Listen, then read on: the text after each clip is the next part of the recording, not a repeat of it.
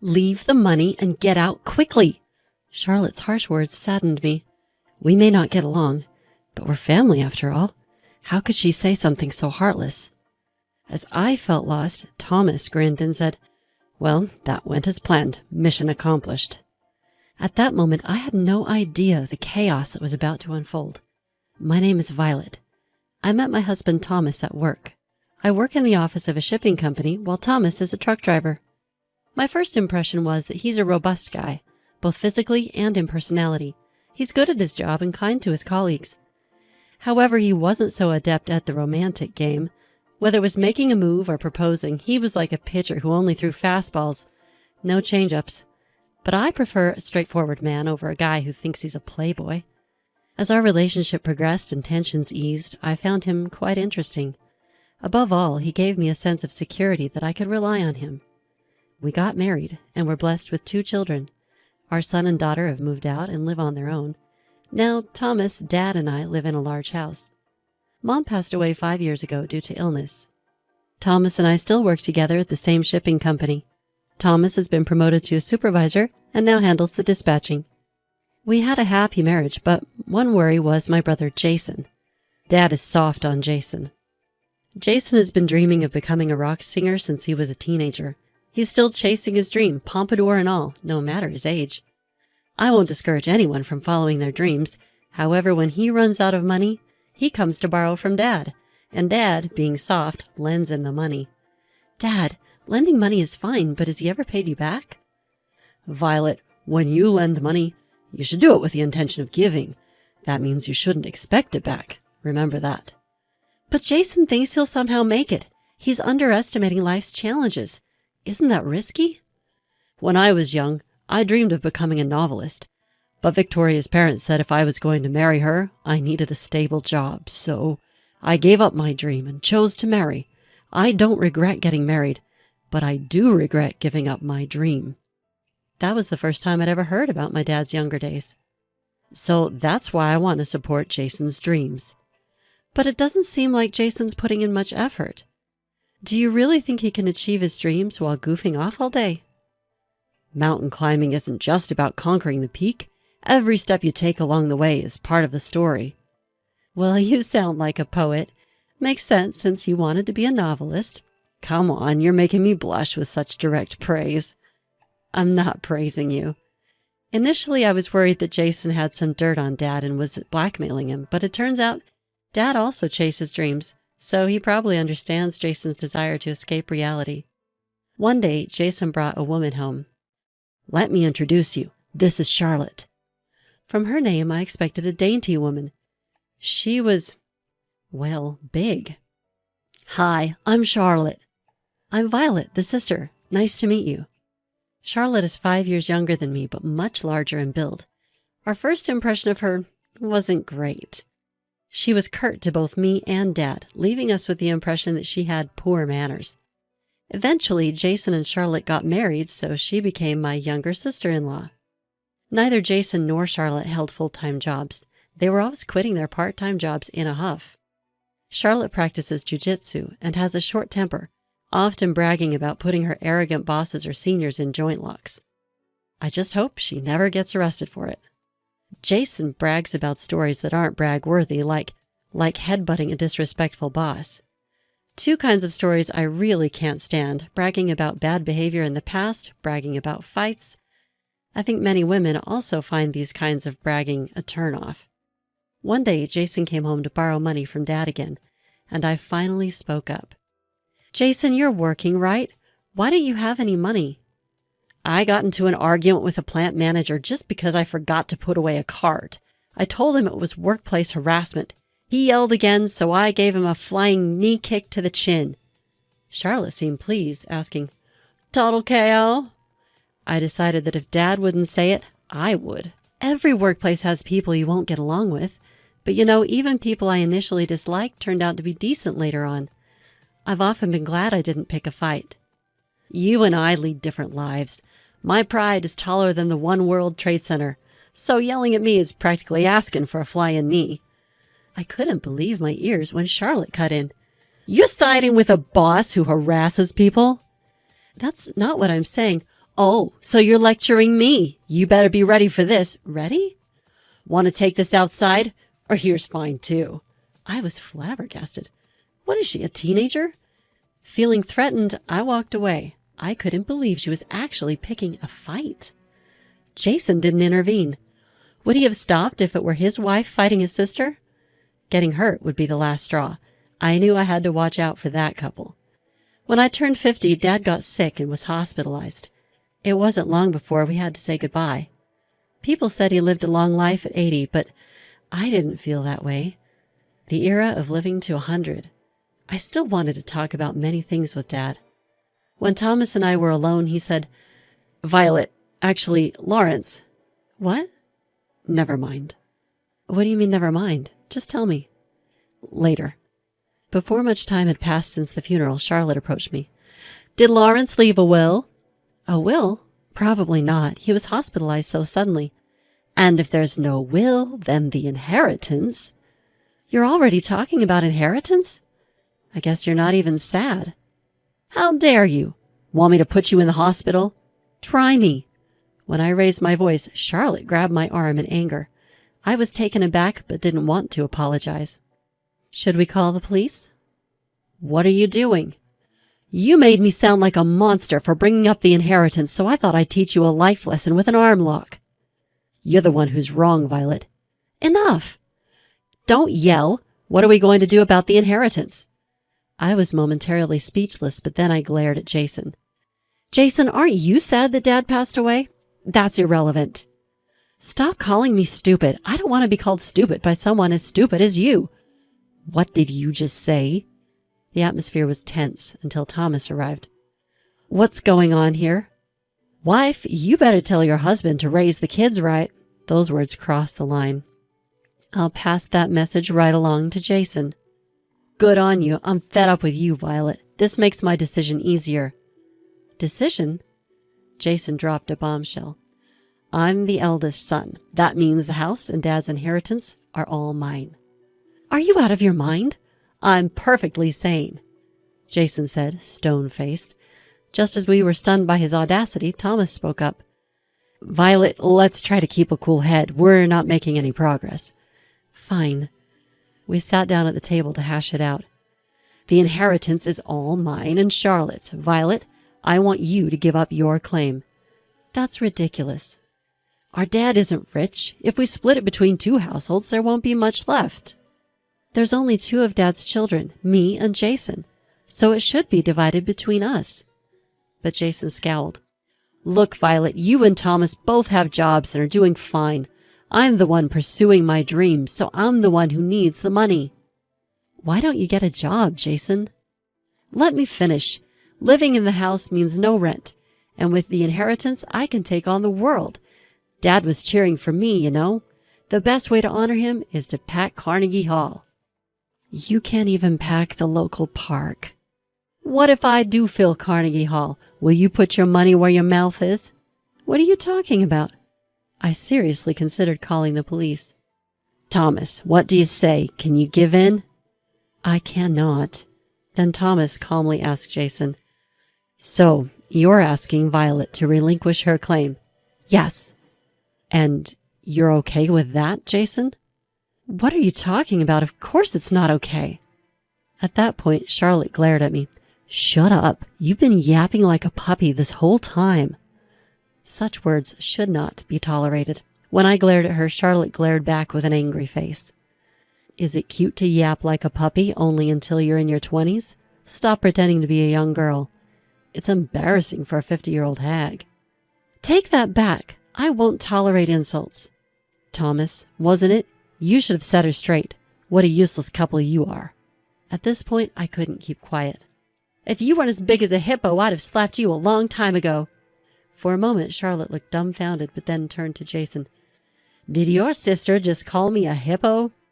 "Violet, apologize while you still can." "I'll apologize when Charlotte does." "Enough, both of you. Violet, calm down." "Fine.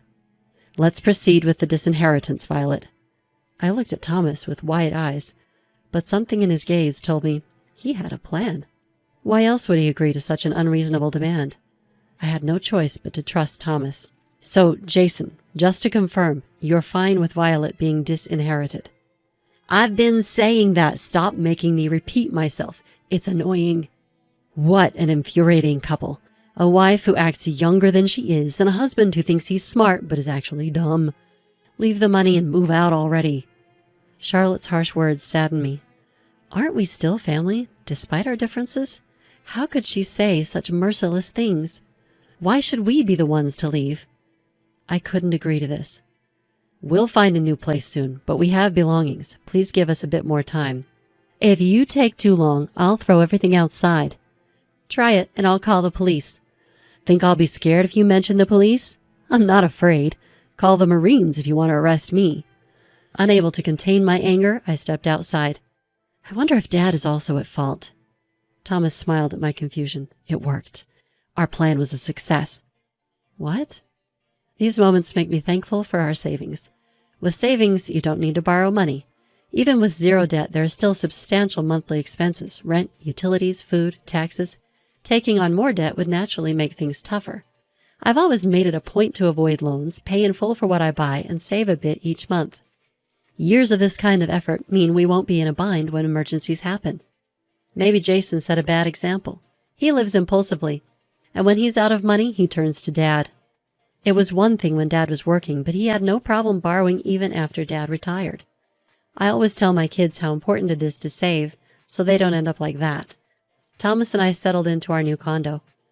Once we'd finished unpacking, Thomas said, "Let's consult a lawyer first." A lawyer? To initiate the renunciation of inheritance.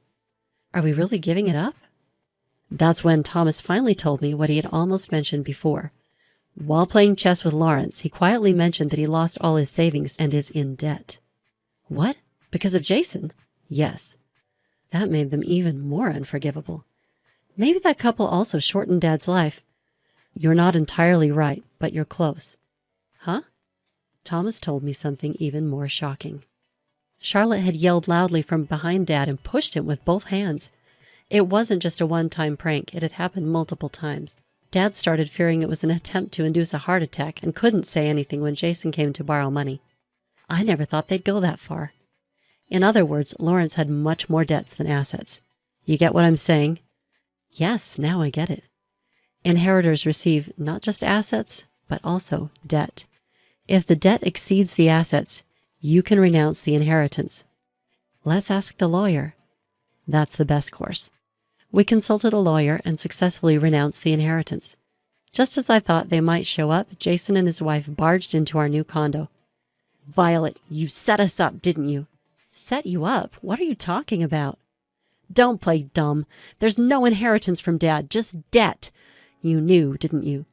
I had no idea. This won't end with just an arm lock. Be ready for a chokehold.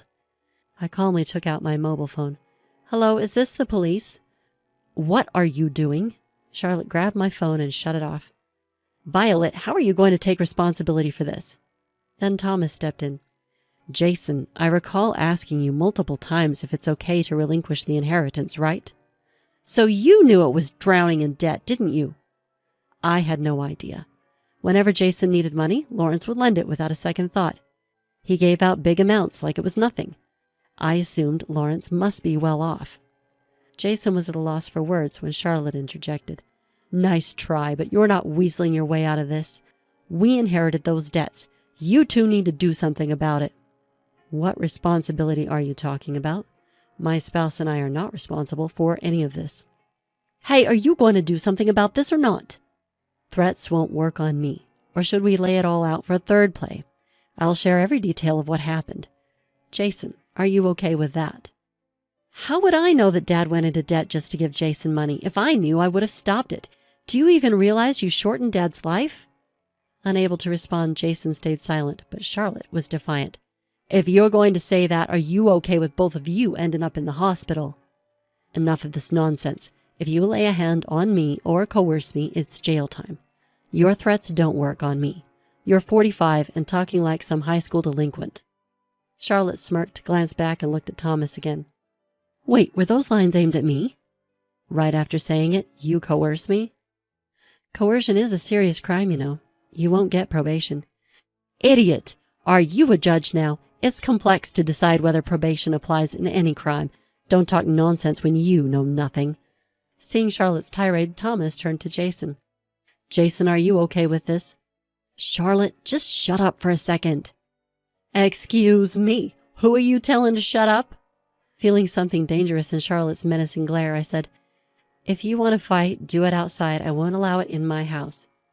"Let's go back for now." As Jason stepped out into the hallway, Charlotte followed. I quickly closed the door and locked it.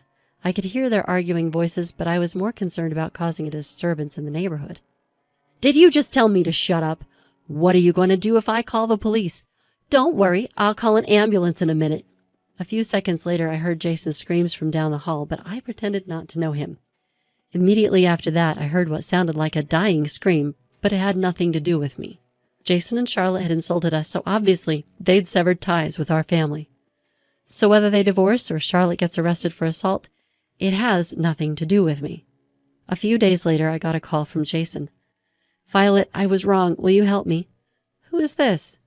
"Don't be like that. We're siblings, right?" I couldn't help but feel it was too late. Turns out Jason was in the hospital. Apparently, Charlotte had broken his arm. This was like something straight out of a comic book. "Ever heard the term, you reap what you sow?" "I'm genuinely sorry. Could you cut me some slack? I can't afford the hospital bills." "That's unfortunate." No matter how coldly I brushed him off, Jason kept begging. "Please, for the love of God, help me." "I'm not God." "Is Thomas there?" "Don't call him by his first name. We're no longer family." My words seemed to hit hard, and Jason was speechless. Switching the call, Thomas took over. After a brief chat, he hung up. "Let's go to the hospital." "Don't give him a cent." "I know." Thomas and I went to the hospital, but not to visit. It's better to say it face to face. Jason pleaded in a polite tone. "Please help me. Debt collectors have come to the first floor of the hospital. Their nurse told me. I'm scared to death." But Thomas looked stern. "After the insults you and your spouse hurled, it's only natural for us to cut ties." "That's not what I meant." "Well, if we're not cutting ties, then why disinherit? Disinheritance means cutting family ties." Jason looked down and spoke softly. "I apologize for what I've done, but I need your help. I have no one else to turn to." "What about Charlotte?" "We're divorced." A family falling apart, then. She's at the police station for assault. It felt unreal. "You repeatedly called my wife an idiot. If I had called Charlotte that, you'd never forgive me." Jason looked troubled. People who spew hate often don't remember what they've said, but those on the receiving end don't forget.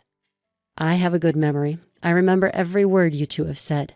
I have heard it from Charlotte as well. The wife should be properly disciplined by the husband. What does that even mean? Explain it to me." Thomas presses on logically. "What did Charlotte mean when she said a wife should lay down her body? Is that even something you should say to a woman?" "Those are not words you say to a woman." Jason seems to have forgotten not just his own comments, but also those made by Charlotte. "Yelling like a little puppy, that's a clear insult. As for my dear wife, you called her a young wannabe or a 50-year-old hag." "Don't repeat it." "Sorry." Thomas doesn't let up. "You said it to me as well. When I asked repeatedly if I should disclaim my inheritance, you told me to stop making you repeat yourself because it's annoying. It's too late for any excuses now." Jason lowers his head on the bed, looking like he's about to cry. "I'm really sorry. Can you please find it in your heart to forgive me?" "No way. Charlotte called my wife an old hag, and you insulted me by saying I'm not mentally sharp. By the way, what does not mentally sharp mean? Explain it to me." Thomas glares at the trembling Jason. "Explain it." "What?" Jason shakes and his eyes go wide with a terrified look. "If I weren't in a hospital, I'd be yelling right now. Let's just cut ties off completely. You're the one who said to leave the money and move out quickly." Thomas looks down at the dejected Jason, then turns to me. "Shall we go?" "Yes." After all was said, I thought Thomas might end up offering financial help out of a sense of divine mercy, but he stood his ground. As we left the hospital, a smile crossed my face. "I saw your scary side today." "There's nothing like that." "Be kind to me, okay?" "Of course." The storm has passed.